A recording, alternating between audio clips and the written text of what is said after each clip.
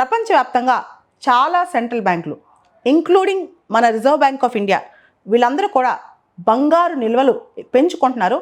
ఎక్కువ బంగారం కొనుక్కుని దాచిపెట్టుకుంటున్నారు. ఎందుకంటే ప్రపంచంలో ఎటువంటి ఫ్లక్చువేషన్ వచ్చినా, రెసెషన్ మాంద్యం వచ్చినా మనకి ఇప్పుడు కావాల్సింది బంగారమే అన్నమాట.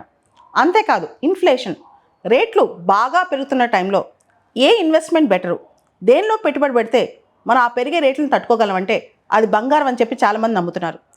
డాలర్ విలువ కాస్త తగ్గటం, డాలర్ ఇండెక్స్లో డాలర్ వాల్యూ బాగా పడిపోవటం, డొనాల్డ్ ట్రంప్ వాణిజ్య యుద్ధం, ట్రేడ్ వార్, రిటాలియేటరీ టారిఫ్స్ మీద దృష్టి పెట్టడం, వీటన్నిటికీ బదులు అసలు మనం బంగారంలో పెట్టుబడి పెడితే పోలా, అసలు మార్కెట్స్ మీద ఎందుకు మనం ఆలోచించాలి అని దృష్టి పెట్టి చాలామంది ఇన్వెస్టర్స్ గోల్డ్ వైపు పరిగెడుతున్నారు. అందుకనే గోల్డ్ రేట్ బాగా పెరుగుతుంది. అంతేకాదు అమెరికా ట్రెజరీ బాండ్స్ కూడా ఎక్కువ సెల్ ఆఫ్ అయిపోతున్నాయి, ఎక్కువ అమ్మేస్తారనమాట. సో ఇప్పుడు దేని మీద పెట్టుబడి పెట్టాలి అంటే అందరూ ఇప్పుడు బంగారం వైపే పరిగెడుతున్నారనమాట.